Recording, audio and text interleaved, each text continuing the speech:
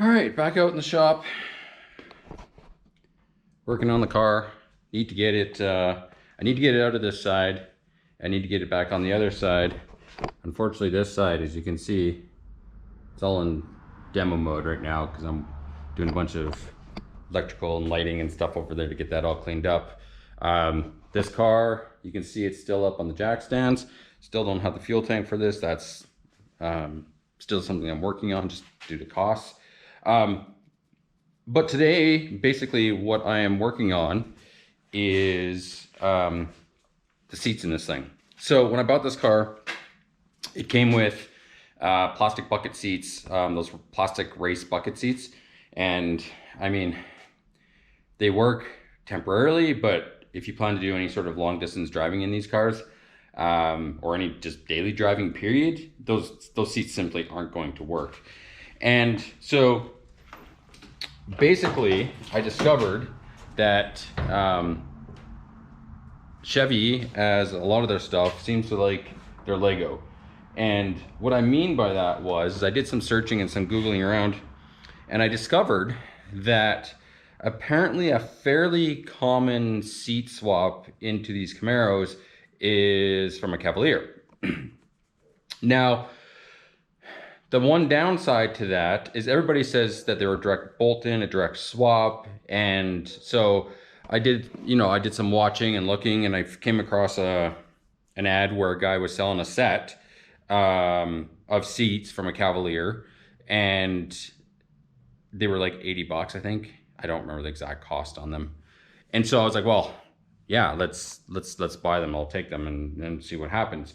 And so basically, because everybody said that, yes, they are a direct swap, obviously I was hesitant because I was like, well, they're Cavalier seats. How can they be a direct swap? And so what they say is that you can't use the Cavalier seat rails, so you have to use the 3rd gen rails. And well, when I got my car, it didn't have seat rails, so I had to do some hunting around and came across a guy who was parting out a car, and I asked, and he's like, yeah, I've got them. So I took them, and when I brought them back and I put them in, they were correct. So what I did was when I picked up the seats, because everybody said that they bolt directly onto it, I was like, oh, let's see how well this really works. Tracks bolted directly up to the base of the seats. So I was like, okay, well, that's great. So now let's see if they fit in the car. And when people say that these are direct bolt-in, they technically are, but they also have some issues. So you can see here how I have the seat in. You can see that the tracks are all in place, but the problem that you have is right here, there is no room. Like I can barely get my hand down here. So it's way too tight, being pushed over that way towards the that center console. So basically what ends up having to happen is, while it's a direct bolt-in, if you don't care about the side of your seat or your center console, I mean, you could leave it as you wish or as you will, but I care about both. And I would prefer that these seats last, some time before I have to look into replacing them again. At some point, I'd like to maybe put a nice set of Corbos or Sparkos or something into this, but 80 bucks for a pair of seats, I'm not going to complain. So what I'm going to do is I'm going to pull this seat out, I'm going to turn it over, I'm going to take the tracks off, show you guys that, and then basically show you what I have to do to this seat to get it back into the car and get it so that it does actually fit and not rub up against the center console. So I'll get that out. Once I have it out and in place, I will bring you guys back. Okay, so here you can see seat rails bolted in. 0 modifications to any of these mount holes on either of these tracks. Can't show you the one under here without unbolting it, but I don't want to quite do that right now. So basically what has to happen to make this seat sit in there better is, because it sits so far over towards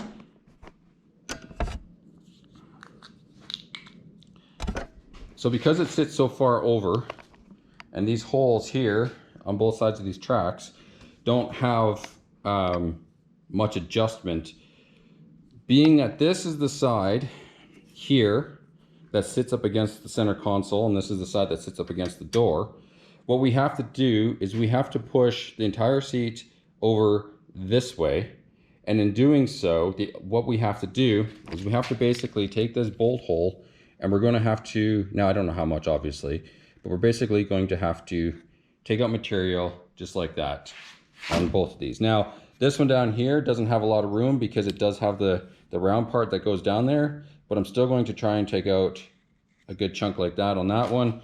And this one, same idea, it's got the, you know, the round part there. So we're just going to take out like that.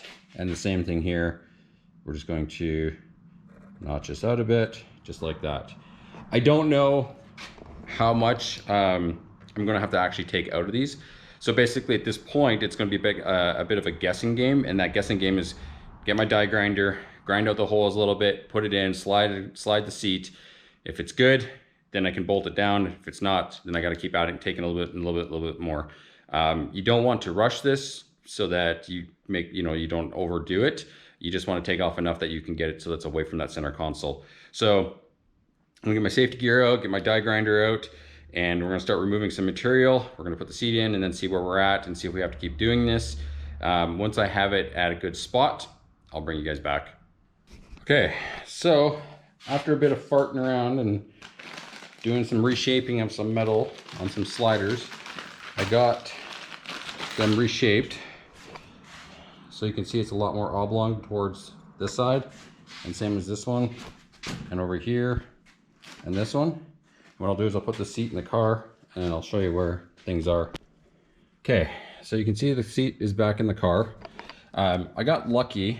I found a third-party company. I don't remember the part name or the brand of it, but they make the exact nuts that you need to bolt these seats down. They're M8 nuts, but it's a spinning washer on here, and it's 24 millimeter across, and that's basically what the stock nuts are on these Camaros. So I just put these nuts on.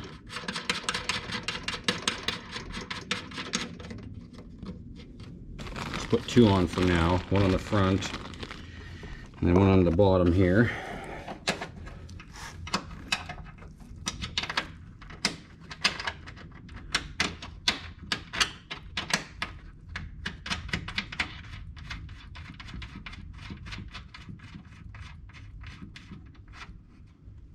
And pull the seat over and just tighten these down a bit.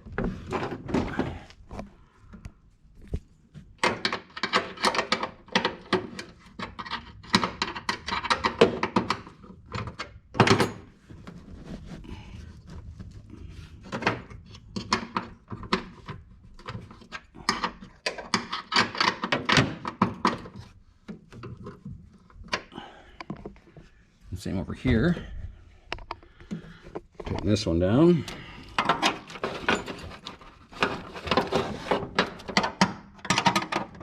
Because of how much I removed on this one, and because of this big plastic cover right here, makes it a little bit of a challenge to get down inside this one. The ratchet wrench should be nice here. Since I don't have one, you gotta do that quarter turn to get it down. All right, so there's the seat. It's back in. Now, I would like to have more space over here, but I can't get any more space over here because of how thick this bolster is and how thick this bolster is. So, I mean, it's not like I'm going to be moving this seat a whole lot, so I'm not overly concerned. And I mean, to be honest, once I move it into the spot where I want it to be, the seat's probably not going to be moving again, so I'm not overly concerned about the sliding, but it now gives me a little bit of extra room on the sides so that it's not super tight. The seat slides nice and free. No issues there. One thing when you're getting these seats, make sure that when you do get them, that you try and find them from a two-door car. The four doors won't have the tilt mechanism. So we got like the one tilt here, which allows the seat to go back and then reset. But then you got the one on the back side here, right there, and that's your tilt forward for entry into the car. If we look at the other seat that I have, this one, you can see it's got the lever here, but there's no lever on the back side. So the passenger seat for this car is not going to be able to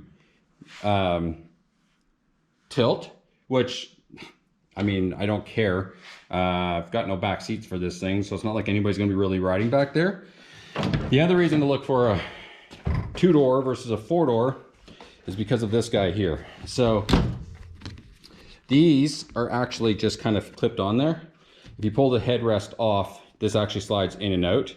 So that seat there doesn't have one. So I will keep my eye out, and when I find one like this for passenger side, then I can get that one put in so that it has it as well, because this is for the seat belt.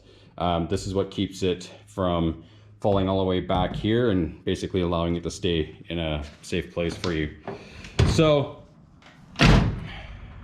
Cavalier seats, 3rd gen Camaro. It's a little crooked right now.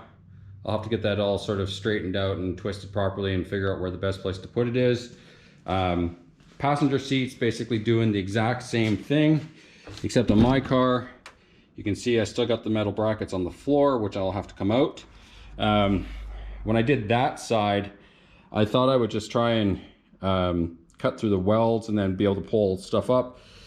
Learned very quickly that it's just easy to cut everything off short and clean, grind everything down nice and clean, and then just put the seat tracks in, because that side ended up with holes in the floorboard behind the seat, and it ended up with holes along the track rail for the front of the seats. So if your 3rd gen Camaro that you buy doesn't come with seats, comes with a milk crate, a wooden box, or whatever it is, and you need something to put into a car, depending on where you're at, maybe you have, you know, access to a lot of Camaro parts, a lot of 3rd gen stuff.